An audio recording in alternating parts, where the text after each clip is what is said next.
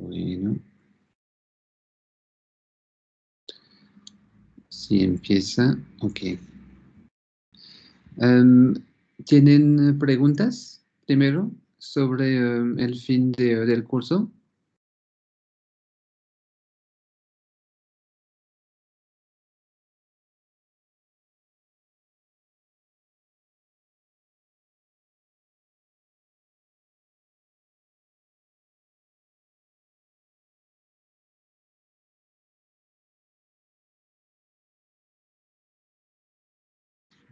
Bueno, em, por ejemplo, el parcial que es como el próximo miércoles es también es virtual, ¿sí? No está como presencial. No sé si alguien como alguno de ustedes se preguntó, pero entonces es virtual. Em, si tienen otras preguntas de este estilo, me lo dicen después. Bueno, entonces, la última vez estábamos hablando del tensor de momentos y entonces vimos dos casos especiales o dos casos muy importantes, doble cuplas, de doble cuplas y el caso de explosiones y implosiones. La idea es que entonces vemos ahora casos simples cuando estamos hablando de un sismo que tiene como diferentes orientaciones debido a su plano de falla y la dirección del movimiento sobre el plano de falla.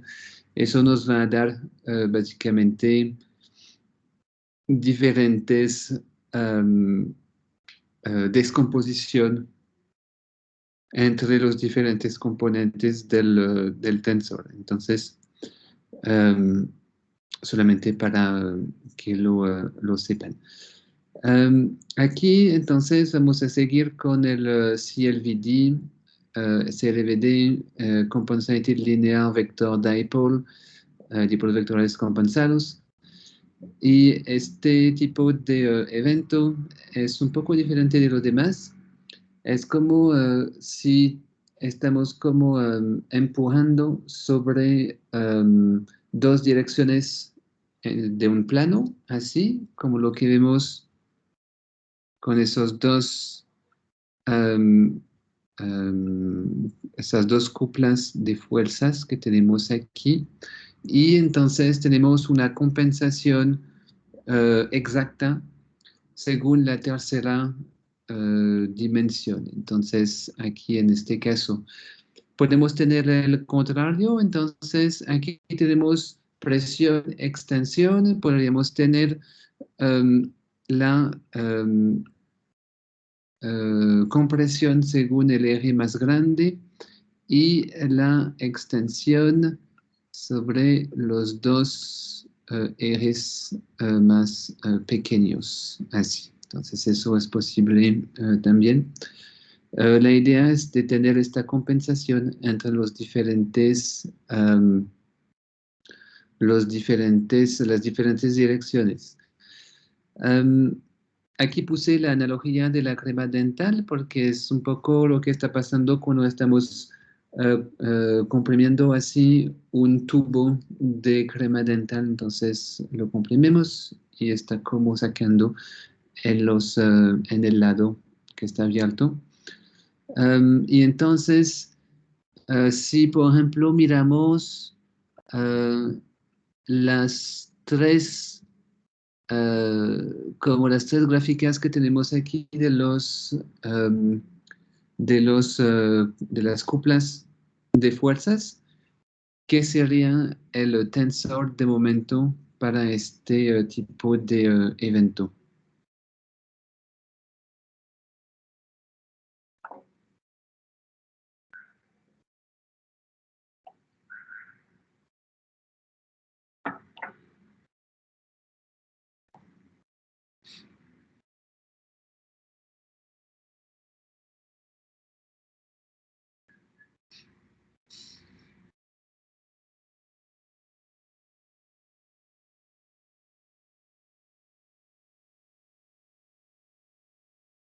¿Alguien tiene una idea?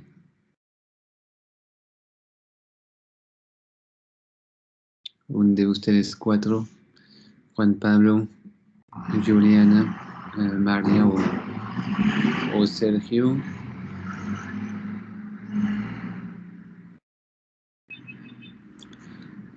Casi, veo lo que me pones en el chat, es casi así. Ves que en este caso hay dos que tienen longitudes más pequeñas, pero iguales, y uno que tiene entonces el doble de la longitud de los vectores pequeños.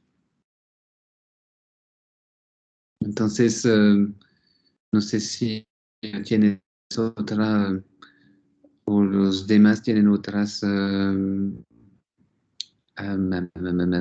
intentos, ideas.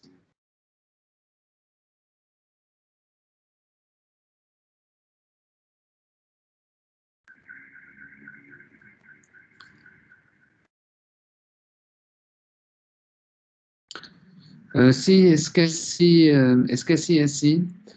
La idea es que entonces, um, la idea es que entonces hay dos, o hay que usar, lo que quiero, hay dos pequeños, hay que usar las tres um, direcciones. Pues, entonces, siempre vamos a tener, como lo pones aquí, un que tiene dos veces el tamaño de los dos otros dipolos. Así, entonces, por eso que ponen 2, 1, 1, pero hubieras podido poner 1 menos 0,5 menos 0,5. Aquí cuando pongo, entonces um, hay que siempre ver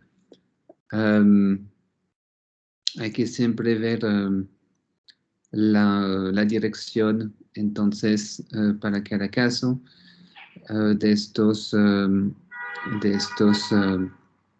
dipolos. Entonces, cuando van hacia adentro son negativos, cuando van hacia afuera son como positivos.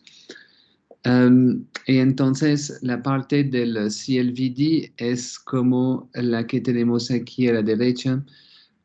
No se fijen tanto en estos valores que usan el parámetro mu, pero lo más importante es de entonces ver que hay algo que vale en proporción, algo que vale menos uno aquí, algo que vale menos uno aquí y 2, entonces, en este caso. Para tener la compensación entre los diferentes componentes, así. Y entonces, aunque se ve que este tipo de fuente es algo volumétrico, en fin, cuando se calcula la suma de todos los componentes, debemos tener cero. Entonces, no hay cambios de volumen en total en este tipo de fuente, básicamente. Al contrario, por ejemplo, de una explosión o de una implosión, en este caso sí hay cambios de volúmenes. En el caso del CLVD no hay. Um, otro, Otra fuente sin cambios de volúmenes, obviamente, son los de doble cupla. Pero entonces, a veces uno se pregunta si hay cambios de volúmenes para el CLVD. En total, no hay. Aquí tienen como un tipo de fuente un poco especial de tensión. Entonces, esta tensión, por ejemplo, corresponde a la apertura de una fractura, así. Y entonces, en este caso, eh, el, um, el, um, el tensor de momento es un poco especial. En este caso sí hay cambios de volúmenes y entonces tenemos un tensor de momento que tiene este tipo de repartición y entonces con la tensión tenemos la combinación entre una parte de volumen, aquí isotrópica, y una parte CLVD, entonces, donde entonces tenemos una compensación entre lo que está pasando en las diferentes direcciones. Bueno, entonces, no lo mencioné, pero para el CLVD, por ejemplo, este tipo de fuentes se encuentran, por ejemplo, dentro de los volcanes, donde el fluido, por ejemplo, migra sobre una dirección y se comprime entonces según otra dirección, las dos otras direcciones perpendiculares, así. Bueno, no quiero como hablar de la descomposición todavía. Puf, puf, aquí tenemos otro, como otro caso. Uh, Aquí, por ejemplo, un caso de una fractura híbrida entre tensión y cizalla, que eso es posible, por ejemplo, dentro de volcanes o para cualquier otra inyección de fluidos. Y entonces, en este caso, vamos a combinar diferentes momentos, tensores de momentos, una parte doble cupla y otras partes, como por ejemplo CLVD o de volumen también, si, si la fuente lo requiere, básicamente. En este caso, sí. Puf, puf. La idea también es que para el tensor de momentos, él, él se puede descomponer en sus diferentes partes. Así. Entonces, para una fuente un poco más compleja, podemos tener diferentes partes. Una parte volumétrica, entonces es la parte ISO que tenemos aquí, se llaman así isotrópica, entonces algo tipo explosión o implosión. Podemos tener una parte CLVD, entonces de compensación de volumen entre diferentes, diferentes componentes y una parte más de doble cupla si tenemos también una parte que corresponde al cizallamiento sobre, cizallamiento sobre un plano, básicamente, así. Entonces eso es posible cuando tenemos fuentes ya un poco más complicadas. Aquí tenemos también las fuerzas únicas que no pusimos dentro del tensor de momento. A veces se incluye dentro de una inversión de las fuentes, pero eso sería como un caso especial, por ejemplo, cuando trabajan en la fuente de movimientos en masa o a veces dentro de los volcanes también. Pero, por ejemplo, cuando miramos sismos más regular, entre comillas, entonces no se incluyen estas fuerzas únicas. Bueno, aquí hay otro caso de CLVD plus doble cupla. Eso es un caso un poco especial cuando tenemos dos sismos muy cercas en términos de tiempo y de espacio. Entonces, en este caso, la mezcla de las diferentes señales nos van a dar como componentes de CLVD, pero son artefactos. Básicamente solamente corresponden a interacción de de esos dos sismos, o por ejemplo cuando tenemos una ruptura durante el sismo que es un poco más complicada, lo podemos ver de esta manera también. Y la idea es de hacer diferentes intentos y ver si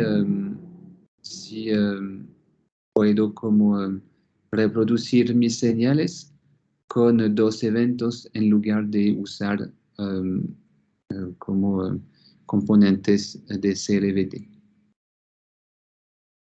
Bueno, eso está bien, eso es la apertura de una fractura de la cual ya hablamos. Bueno, entonces, ok. Aquí tengo diferentes casos para entonces eh, diferentes eventos en diferentes áreas. Por ejemplo, aquí tenemos una serie que provienen de Islandia. Aquí tenemos uno que proviene de California, de los geysers, otro de California, pero no dicen exactamente dónde.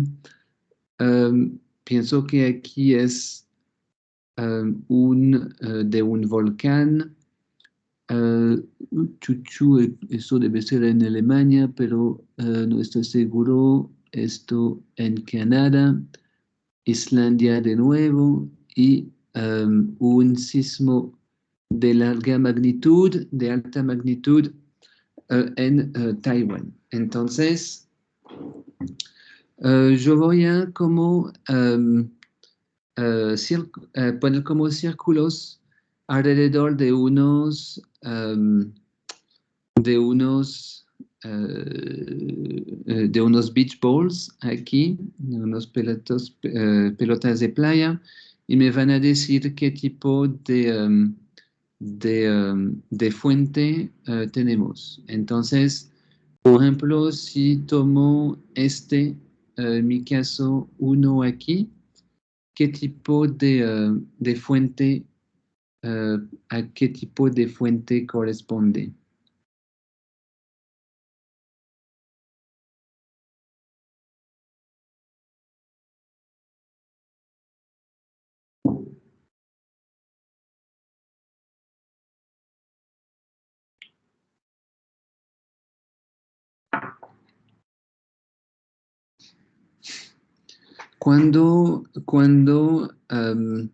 En general, cuando no hay el, el cruce así dentro de un mecanismo focal, pueden ser casi seguros que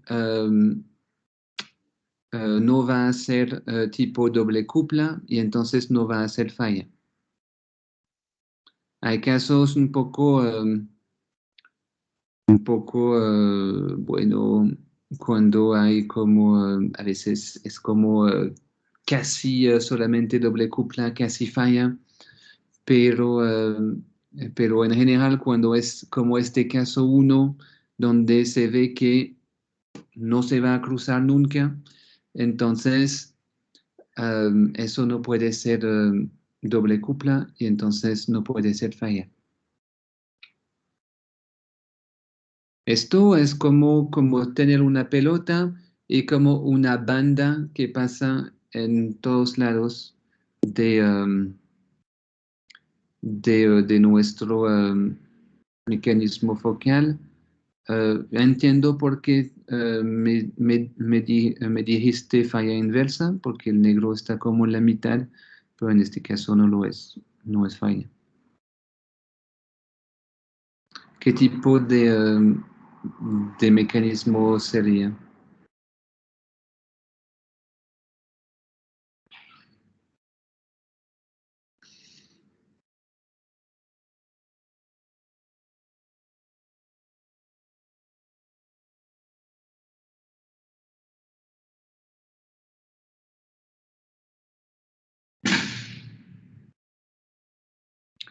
Y los demás están como... Juan Pablo. Perfecto, gracias. Es el primero que está como arriba a la izquierda. El primero.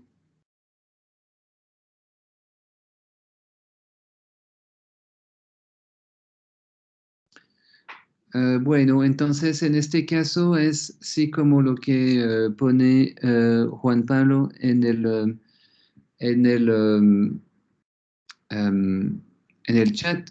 Este es típicamente un CLVD, CLVD.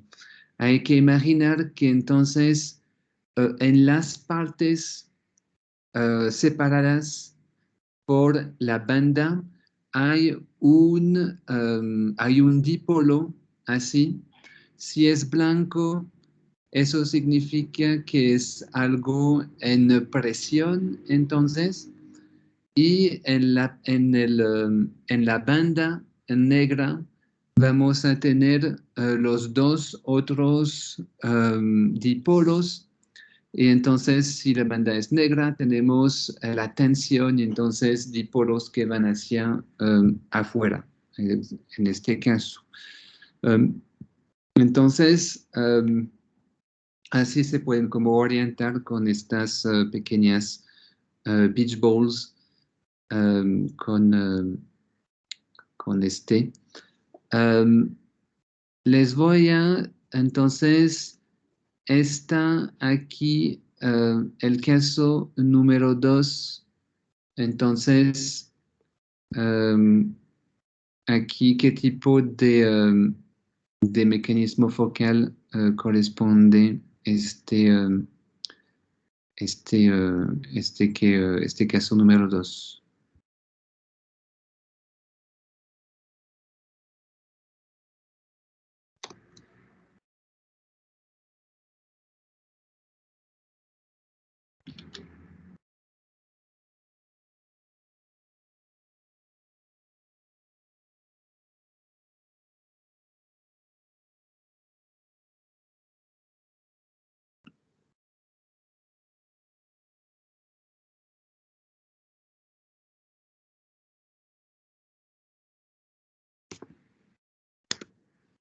Es este que es de lo cual estoy hablando. Si quieres ver, entonces, el caso número 2, ¿cuál tipo de, um, puf, puf, de, de mecanismo focal es? Aquí solamente primero quiero saber si es una doble cupla, si es una explosión, una implosión o si es una CLVD.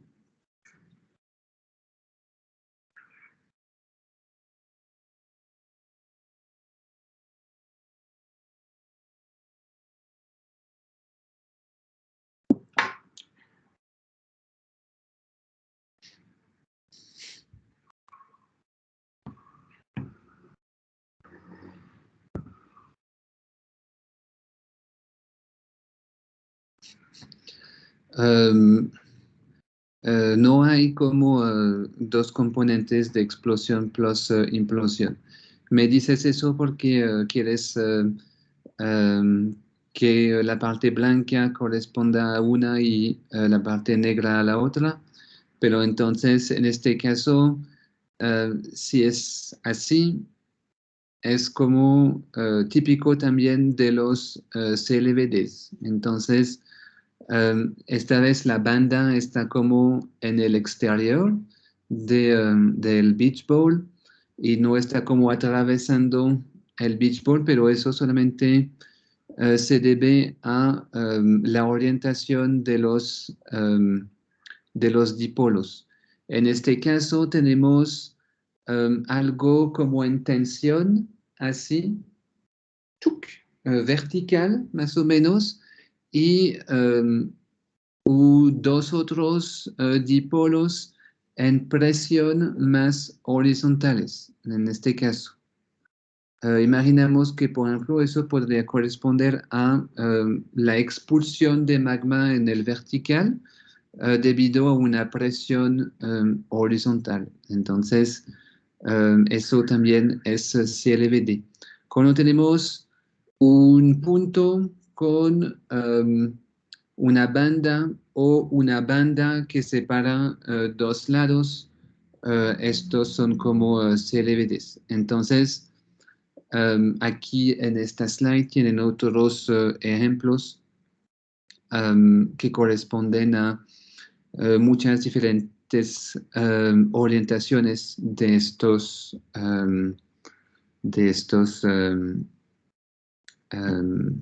¿cómo decir?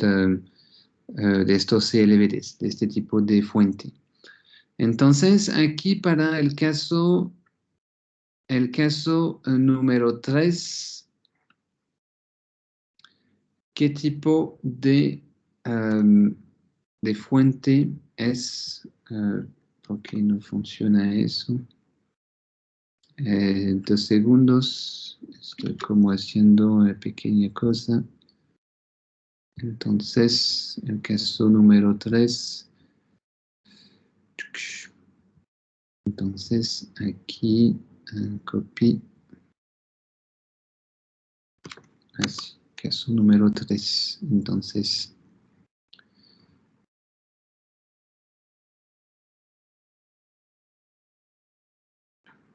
bueno. Entonces, bueno, entonces sí. Esta la vimos la última vez. Esta sí corresponde a una explosión. Entonces, estas pelotas completamente negras, explosión, y las pelotas completamente vacías, entonces son implosión. Así. Vemos que este que dice Wittvaterstrand, entonces en Alemania aquí debe corresponder a una gran implosión, no sé debido a qué, pero entonces eso es una explosión, una implosión. Y para terminar, entonces, digamos, hay el número 4 que tengo aquí, qué tipo de, de mecanismo focal es.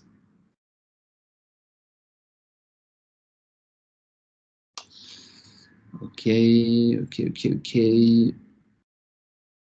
Entonces, también estoy buscando copy y paste. Así. Bueno, ¿los demás están de acuerdo con eso? Ok, sí, se mandó. Con un mecanismo focal doble cupla en falla normal.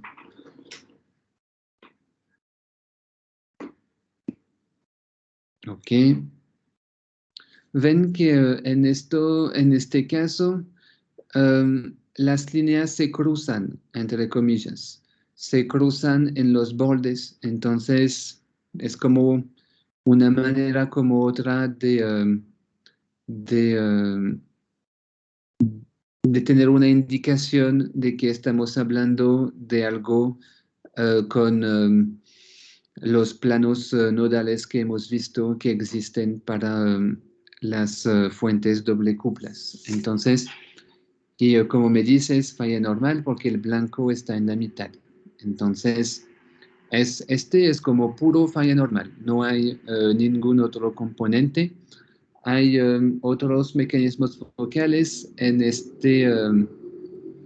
estos ejemplos donde hay como un poco de falla normal o falla inversa con componente de rumbo. Entonces, cuando la orientación del plano de falla y el movimiento sobre este plano de falla es un poco más complicado. Tiene los dos componentes. Bueno,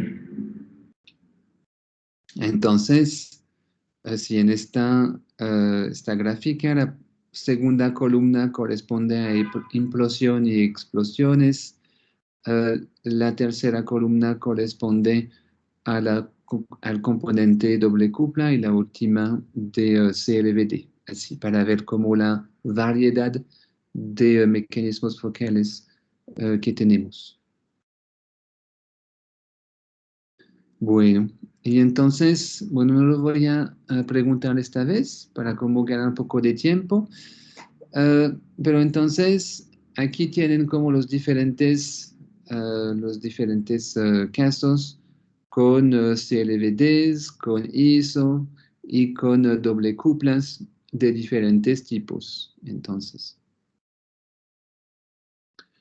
ven que, por ejemplo, para la falla de rumbo aquí de la segunda línea a la derecha, entonces que hay componentes sobre la diagonal aquí, pero entonces cuando las sumamos, queda en cero, ¿sí? Entonces, en fin, no hay componentes de volúmenes, aunque con esta orientación.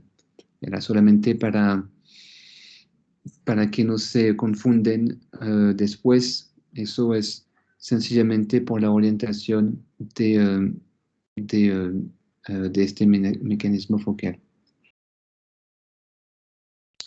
Bueno, entonces, para terminar en este caso, son los diagramas de radiación. Entonces, cada tipo de fuente tiene su propia manera de generar las ondas P, I o S. Entonces, no van a generar ondas con la misma amplitud en todas las direcciones. Hay direcciones donde hay más amplitud, hay direcciones donde la amplitud está en cero, así, y son diferentes entre fuentes y entre las ondas P y las ondas S.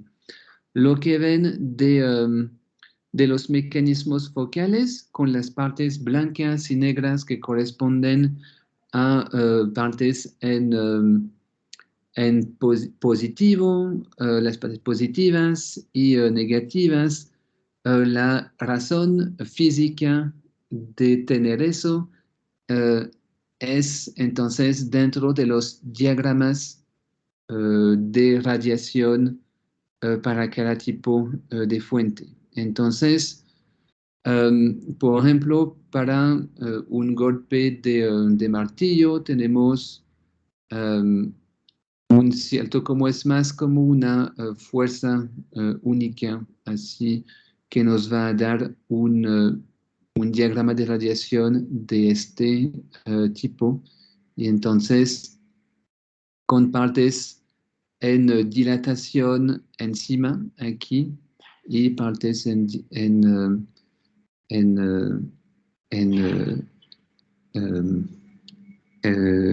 compresión abajo aquí en esta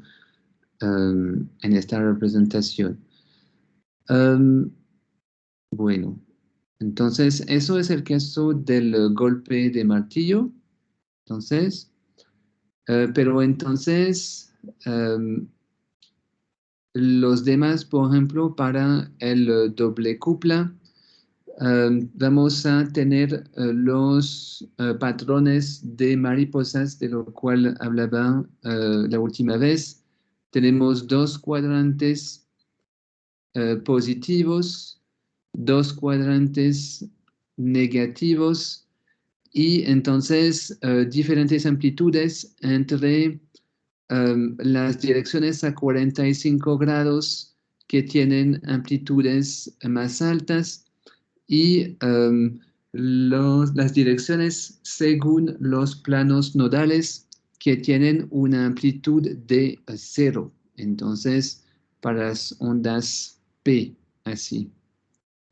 Para las ondas S, entonces, en este caso es un poco más complicado, pero también tenemos direcciones donde las amplitudes son más importantes y básicamente tenemos más ondas S en las direcciones donde no tenemos ondas P. Entonces, los dos diagramas de radiación entre los dos tipos de ondas son bien diferentes en orientaciones, pero se ven ambos como estos diagramas de mariposas, básicamente.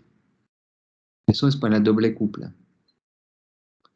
Ok, entonces nos daría un mecanismo focal así. Sí, todo está bien. Bueno. Bueno, aquí puse las fórmulas, no son como súper importantes, pero además para decirles que dentro de una ecuación o una señal de desplazamiento que uno tiene en su sismómetro, entonces tenemos una parte que es más de amplitud y otra parte que corresponde a la fuente que tenemos en la mitad con este m punto que dice, entonces que nos dice que tenemos la derivada de la función fuente porque estamos en campo lejano y una parte con estos senos cosenos, entonces que estos corresponden a el patrón de radiación, entonces este diagrama de radiación. Y es, entonces, así que los podemos calcular relativamente sencillamente. Bueno, aquí entonces tenemos DC con aquí una pequeña representación un poco más chévere en casi 3D aquí, donde la parte roja son de compresión, la parte azul de dilatación, y tenemos los dos demás de las ondas SV y SH, esas son un poco más complicadas, y entonces, si quieren como acordarse de uno, es más del anterior, que es un poco más complicado para ustedes. Y entonces, eso es para doble cupla. Eso es como una representación 3D también de la dirección. Entonces, también con la beach ball en 3D, donde tenemos las partes en compresión y las partes en dilatación. Tienen que imaginar que la mariposa hace algo así, así, así detrás y así también. Entonces hay, bueno, mucha imaginación aquí.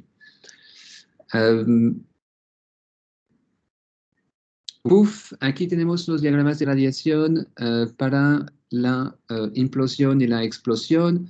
Entonces, para la explosión es algo completamente en compresión, así.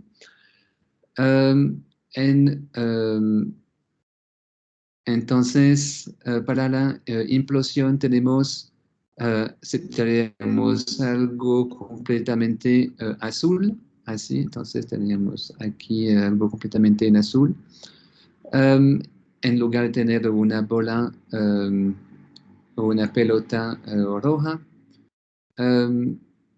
Entonces, para el CLVD tendríamos entonces algo en dilatación en un lado. No era el CLVD. Para la fuerza única, como vimos la última vez, estoy como I'm disturbed. Ok. Y entonces, para la fuerza única tenemos una parte en dilatación, una parte en compresión y como perpendicularmente tenemos la parte de las ondas SV en este caso y para el CLVD entonces tenemos parte para la onda P, por ejemplo, con la propagación así en una dirección y dilatación sobre el plano que está como perpendicular a esta dirección para las ondas P. Y para las ondas SV, entonces tenemos esos dos conos también de polaridades diferentes, claramente. Bueno, aquí tenemos para la falla en tensión también. Bueno, y eso es la práctica que ya hicimos. ¿Una pregunta sobre esta parte?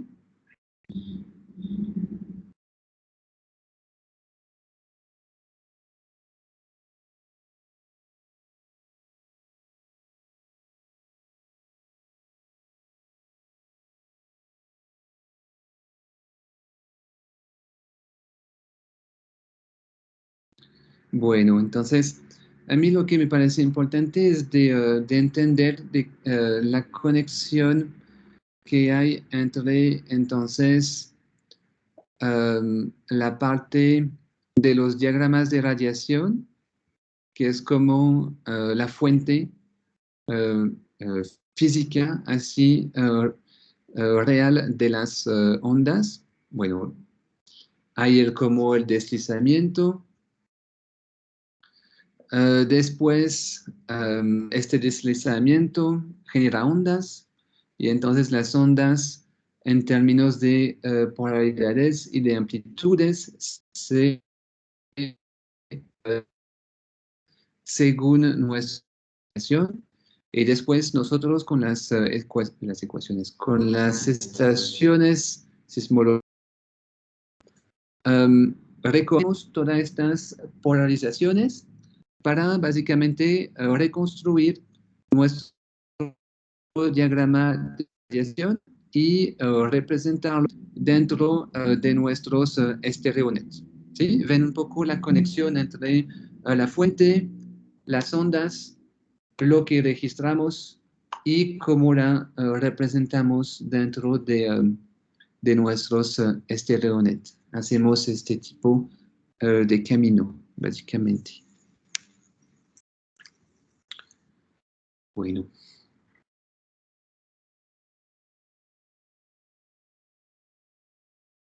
All right. Uf. Bueno. Entonces, ahora vamos a ver como los principios más generales para la localización de los sismos. Y entonces, aquí tenemos como dos pequeñas definiciones.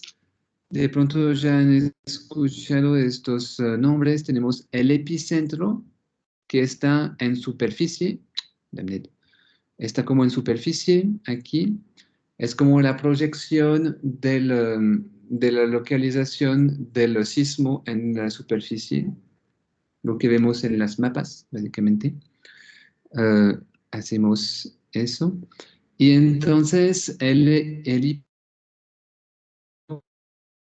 de la localización real de nuestro sismo. Y entonces, en este caso, tomamos en cuenta su profundidad y también se llama el foco de nuestro sismo, de nuestro terremoto. Así. Entonces, cuando hablo de epicentro, está sobre el mapa. Cuando hablo de hipocentro, hablo de la posición real del sismo. Para localizar nuestros sismos, básicamente necesitamos primero un tipo de datos, es el tiempo de llegada de mis ondas P, por ejemplo, estas que están como en esta gráfica, y los tiempos y o los tiempos de llegada de las ondas S. Entonces, estos tiempos de llegadas básicamente corresponden a la propagación de mi onda desde el sismo hasta mi estación y yo necesito un buen número de estas para localizar mi sismo. En teoría, yo solamente necesitaría tres medidas, así, tres llegadas, por ejemplo, tres ondas P o tres ondas S para hacerlo. Pero en práctica sería muy muy mal mi localización con 3 datos. Entonces, yo, por ejemplo, localizo los sismos cuando yo tengo al menos 6 llegadas, así para tener una localización un poco más confiable en general. En teoría es al menos 3, en práctica, digamos, al menos yo localizo al menos con al menos 6, que sean como 3P, 3S. Eso no será como súper chévere, pero 4P, 2S, por ejemplo, mejor. Entonces, para combinar la información proveniendo de diferentes estaciones. El principio, no sé si han escuchado de triangulación, de pronto sí, o en general o en otros cursos en la universidad. Pero es un poco lo que estamos haciendo con la localización de los sismos. Entonces, tenemos tiempos de llegada de nuestras ondas P, que yo voy a llamar los pics, así. Entonces, los pics de las ondas P y de las ondas S corresponden a un tiempo que se descompone en 2 partes, el tiempo de origen y el tiempo de propagación de la onda desde la localización del sismo hasta mi estación, de TTP que tengo aquí y TTS para la onda S. Y entonces, si yo tengo una propagación más o menos directa, y entonces que yo me encuentro en un medio homogéneo, entonces yo puedo ver mi tiempo de propagación como estas pequeñas fórmulas que tengo aquí, TTP más o menos igual a D sobre VP o D sobre VS para el tiempo de propagación de onda S. Y entonces, bueno, si yo incluyo la profundidad, entonces la, la distancia D sería, entonces aquí voy a poner X, y entonces la posición de mi sismo hasta la posición de mi estación, y entonces la distancia D está como lo que hay entre los dos, que se puede calcular sencillamente con el teorema de Pitágoras generalizado, básicamente. Y entonces, la diferencia de tiempo entre los dos tipos de onda depende de la distancia del sismo y de las velocidades que tengo, de velocidad P y de velocidad S, básicamente.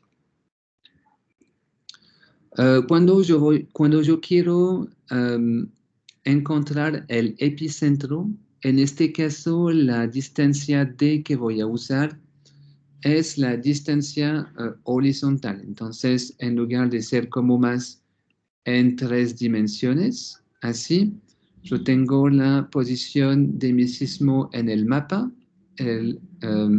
la posición de mi estación, y entonces tengo una distancia entre los dos que corresponde a la distancia D que tengo aquí. Y entonces, eso es solamente si me enfoco en el epicentro. Y entonces yo voy a usar la misma fórmula que combina los tiempos de propagación de las ondas P y las ondas S para intentar simplificar mi problema. Aquí yo tomo mi ecuación, yo hago como un tipo de cambio así de reorganización de mi ecuación, y yo encuentro la distancia entre la estación y mi sismo en función de las velocidades y de la diferencia de tiempo. Entonces, si estoy como en un sólido de Poisson, Entonces, eso significa que mi coeficiente de Poisson está igual a 0.25 y que los parámetros del AME son iguales. Entonces, eso significa que el ratio de las velocidades entre velocidad de ondas P y ondas S es de raíz cuadrada de 3, así. Es más o menos 1.73, así. Eso funciona bien, es como un valor que funciona bien, que es bien promedia para la corteza, las partes donde hay los sismos en general. Entonces se usa mucho, aunque puede como cambiar un poco. Pienso que eso lo vimos al principio del curso.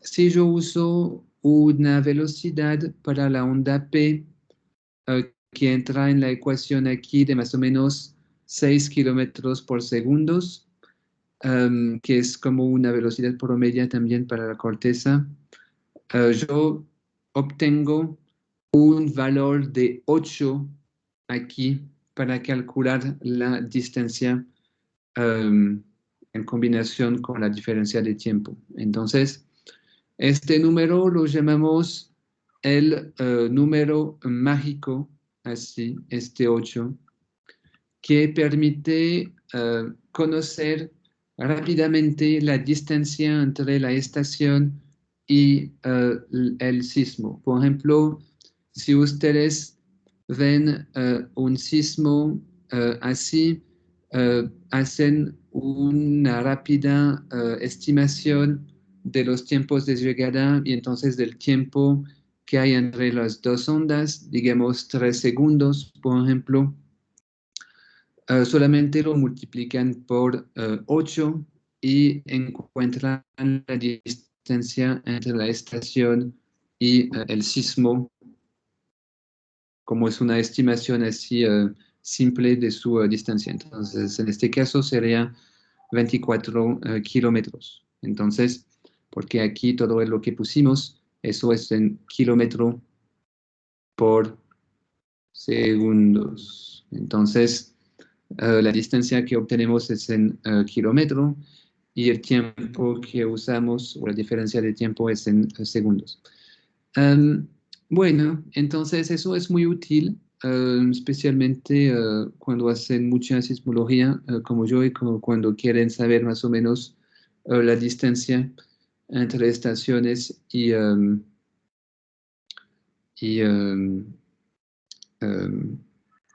el sismo.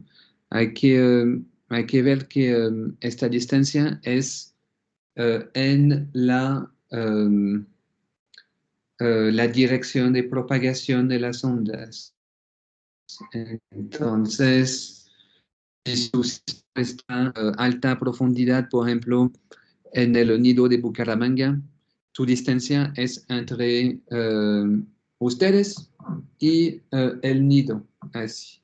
Bueno, pero cuando hacemos la aproximación de no tomar en cuenta la profundidad del sismo, entonces es la distancia entre ustedes y el epicentro del sismo. Pero eso es una aproximación, una simplificación. Eso permite hacer como una pequeña triangulación usando este número mágico y las diferencias de tiempo que hay entonces entre las diferentes ondas.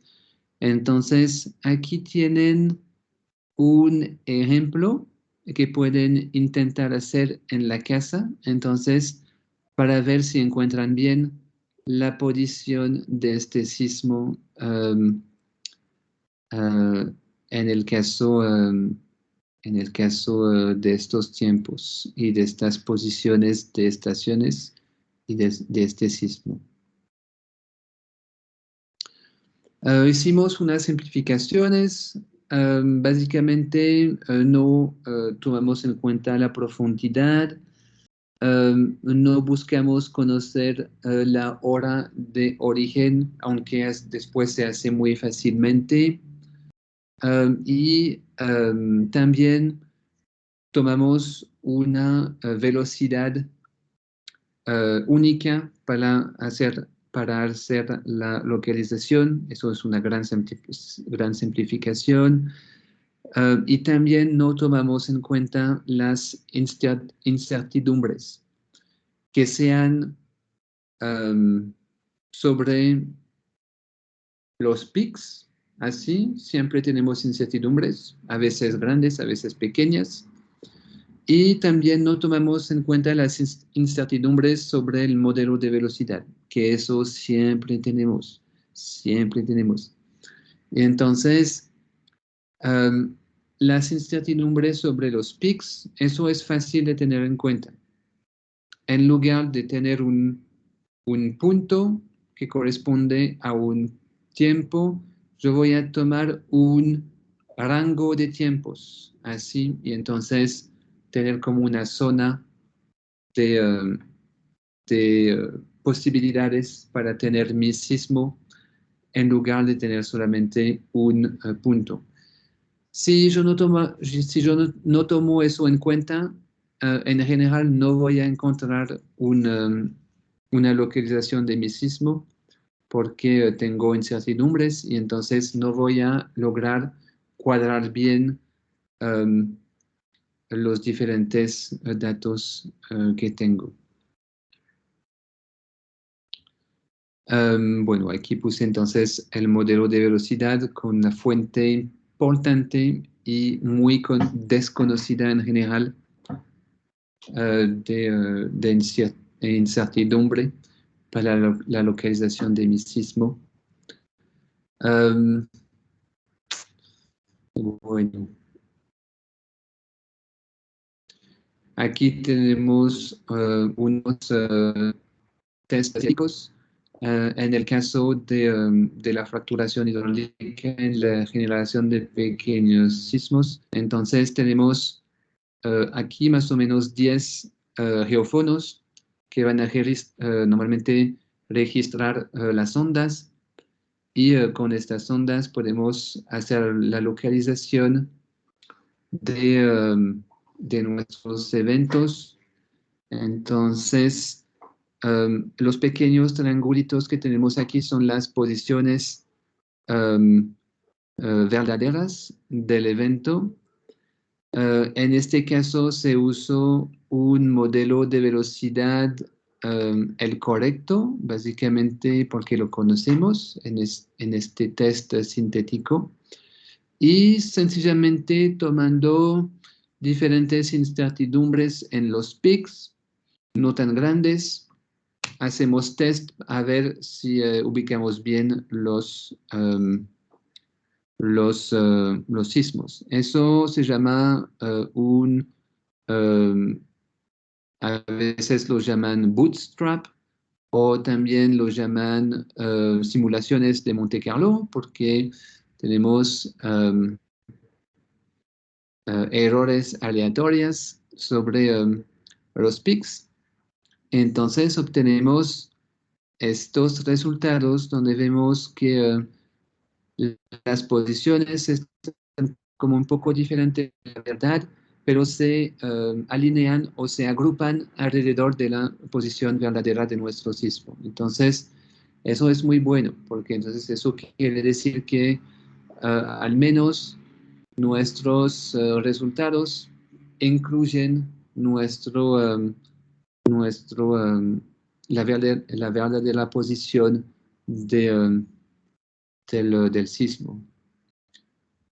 Lo malo es que entonces, si tenemos pequeños errores sobre las velocidades de las diferentes capas que tenemos aquí, entonces ya nuestros grupos de soluciones no están alrededor de la posición verdadera de nuestros sismos. Entonces, no sé si escucharon mucho sobre este tipo de problemas, pero esta distancia que tenemos entre la zona donde tenemos nuestros resultados y la zona donde hay la posición verdadera del sismo se llama un bias, ¿sí? Eso es un bias.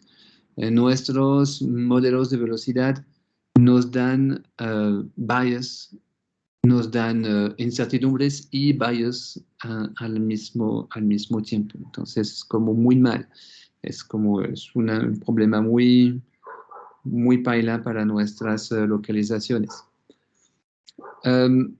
No sé si han escuchado un poco sobre esta frase que dijo un diplomato estadounidense una vez, que dijo que sobre las cosas que conocemos y las cosas que no conocemos. Así. Aquí lo tengo. Entonces, hay cosas que sabemos, ¿sí? Entonces, por ejemplo, los pics, que sabemos. Hay cosas que sabemos que no sabemos, ¿sí? Entonces, por ejemplo, um, la incertidumbre que podemos tomar sobre nuestros pics. Y hay cosas que no sabemos que no sabemos. Entonces, eso es lo peor. Estas cosas que no sabemos en estos casos, básicamente entonces eso quiere decir que hay cosas que nos pasen por alto. Entonces, en estos problemas y nuestra como nuestro objetivo en este caso es de reducir las cosas que no sabemos que no sabemos. Que si sabemos que no sabemos, entonces estas cosas las podemos tomar en cuenta dentro de nuestro problema. Entonces no son tan problemáticas, pero las cosas que no sabemos, eso es lo peor. Y las cosas que no sabemos, es exactamente el caso del modelo de velocidad, porque en general no sabemos que no sabemos. Pensamos que sabemos que no sabemos, pero en realidad no sabemos que no sabemos. Entonces, hay que hacer muchos tests para reducir las partes que no sabemos que no sabemos.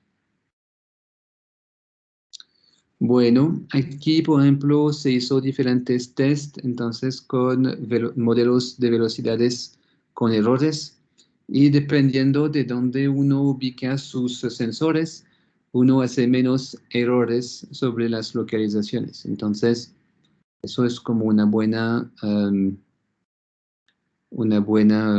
buen test para saber dónde ubicar sus estaciones.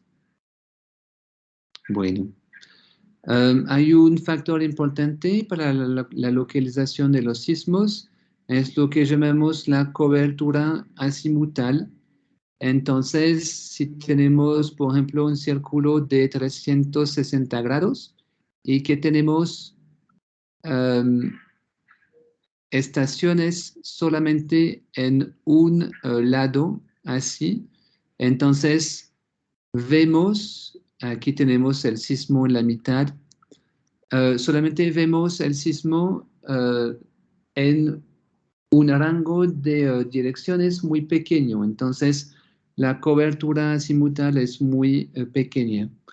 Lo ideal es de tener estaciones bien repartidas como todo en un círculo alrededor de nuestro sismo para que el sismo quede dentro de la red sismológica, para evitar los problemas de incertidumbres sobre la localización de nuestros sismos. Aquí tengo, por ejemplo, añadir una estación en este lado. Es como muy chévere, sería muy bueno tener otra en esta posición y en esta posición también, por ejemplo, y una aquí, para completar la visión que tenemos de nuestro sismo. Aquí se usó, no voy como a ir en detalle de los diferentes algoritmos que existen para la localización de los sismos, pero entonces hay diferentes algoritmos. Hay uno que se llama The Gradient Descent. No sé si escucharon sobre este tipo de método antes. Hay métodos probabilísticos, entonces, que yo uso más normalmente porque, en mi opinión, son mucho mejor. Entonces, ahí está, sí, también hay como localizaciones relativas que están como más después en esta presentación, que están ahí si quieren como mirar cómo funcionan las cosas. La idea para mí aquí de mostrarles es entonces de ver que cuando tenemos pequeñas estaciones en superficie en un lado y que vemos los sismos según entonces con esta dirección preferencial, tenemos generalmente zonas de incertidumbres largas, entonces según la otra dirección o otras direcciones. Por ejemplo, aquí vemos los sismos según esta dirección y tenemos incertidumbres según la dirección perpendicular. Así. Estas zonas se ven como patatas, básicamente, o bananas, así. No son como cosas bien definidas debido a la combinación no lineal de nuestros datos a través del modelo de velocidad. Entonces, es un problema que es relativamente simple, pero con resultados relativamente complicados. Así. Bueno, aquí entonces tiene como esta cosa sobre the gradient descent, que a mí me interesa mucho, pero que no voy a describir ahora. Es un poco demasiado. Este tipo de cosas, por ejemplo, las hablamos en mi electiva sobre métodos computacionales. Este gradient descent es muy importante porque se encuentra también en los métodos de machine learning. Es básicamente cómo aprenden las redes neuronales, básicamente, usando este tipo de método. Entonces, es interesante leer sobre estos aquí. Bueno. Bueno, entonces, normalmente cuando ustedes hacen la localización um, de su sismo, va a obtener diferentes datos, la posición y el tiempo de origen, un tipo de error, que entonces en muchos casos es el root mean square, como entonces en este caso en segundos, así, es un error en segundos.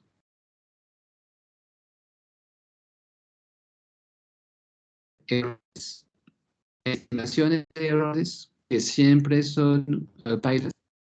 Casi nunca tenemos buenas estimaciones de los errores, pero es lo que tienen, pero hay que tomar eso con cuidado. Bueno, hay algo que de pronto si ven en el catálogo como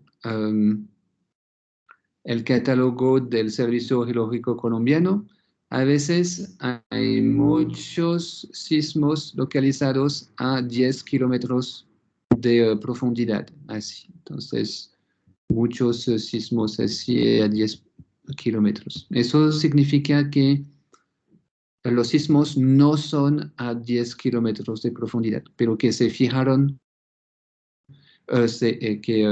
fijaron la profundidad a 10 kilómetros y no buscaron la profundidad, básicamente. Entonces, hay que tener cuidado con eso, para que miren un poco más críticamente a los resultados, los boletines que obtienen de las agencias del gobierno, no que sea como de Colombia específicamente, pero de muchos gobiernos, porque en muchos casos no,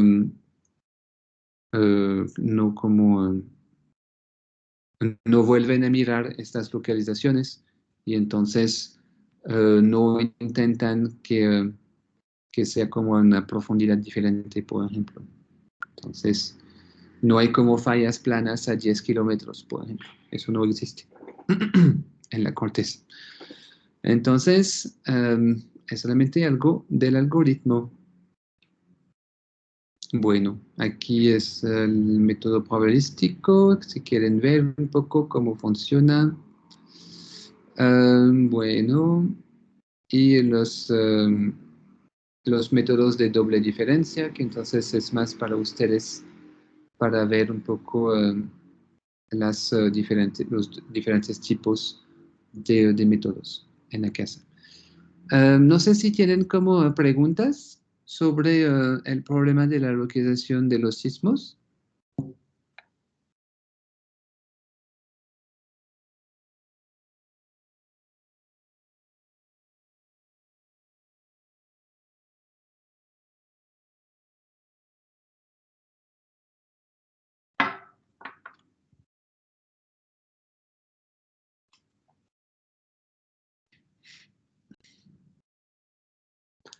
Bueno, entonces, bueno, me cuentan.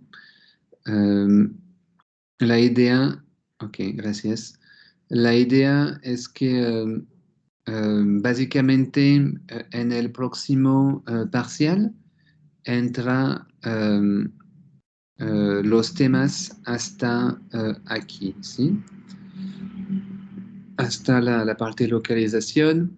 Ahora en los últimos 2 o 3 minutos voy a, voy a empezar la parte de magnitud e intensidad, pero en esta parte no entrará en el parcial.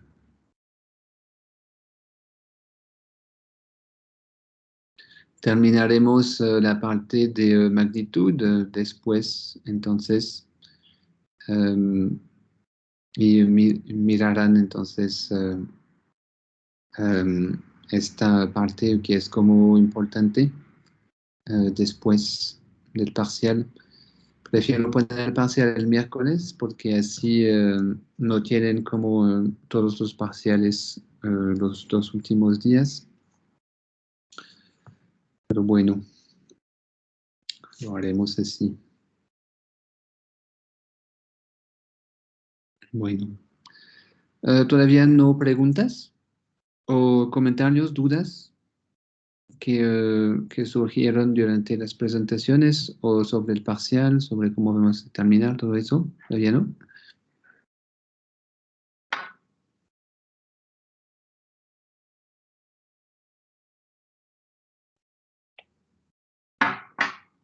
Como los de antes, no cambió. Pienso que son de 2 horas y media.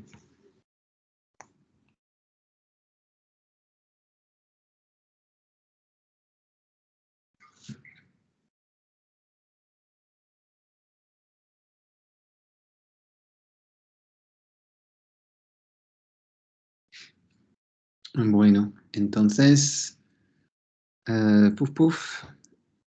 Ok, pero ¿cuál link? ¿El link para qué específicamente? ¿Para subir las cosas o para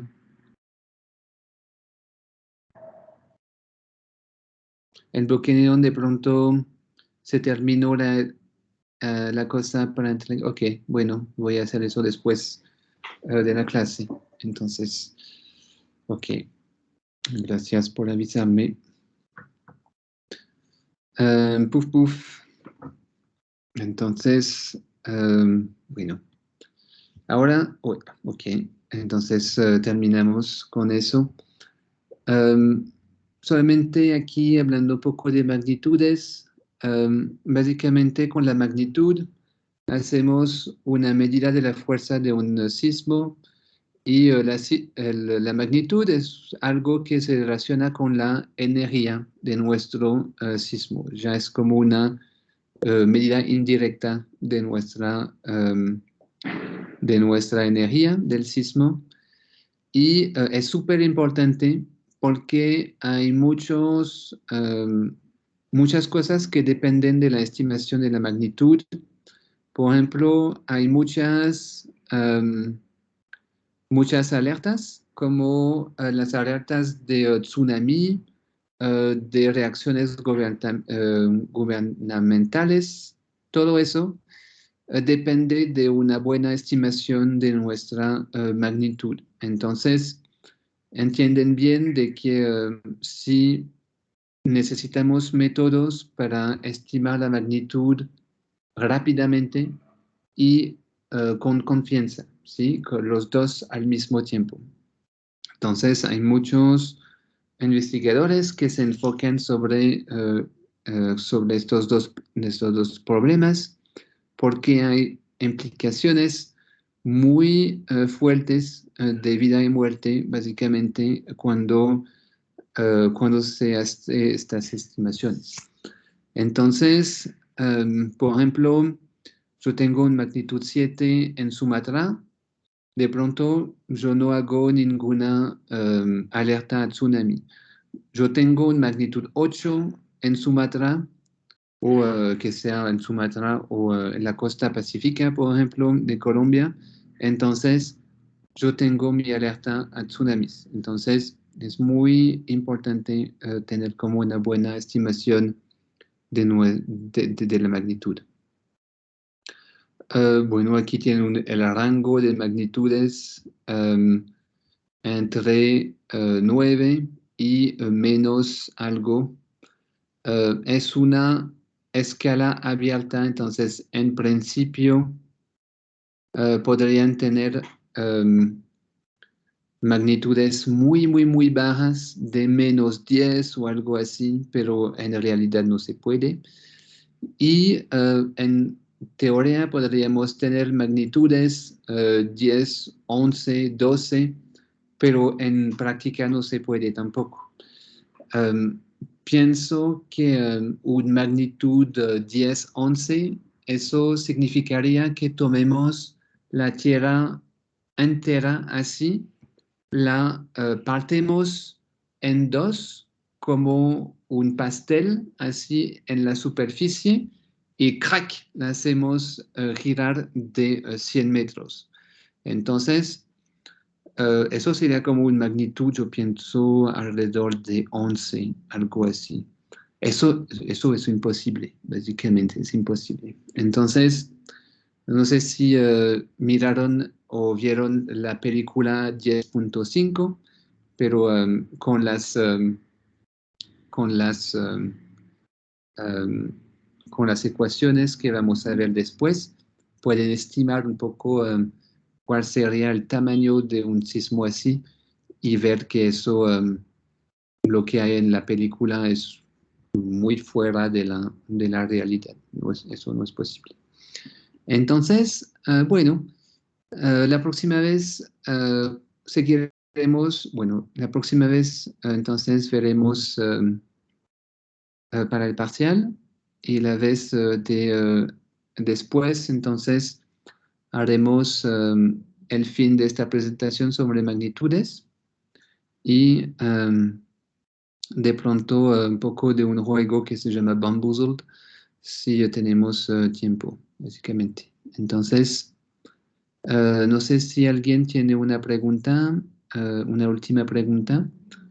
Si no, que tengan como un buen fin de semana y nos vemos entonces el próximo, eh, el próximo, um, el próximo miércoles. Así.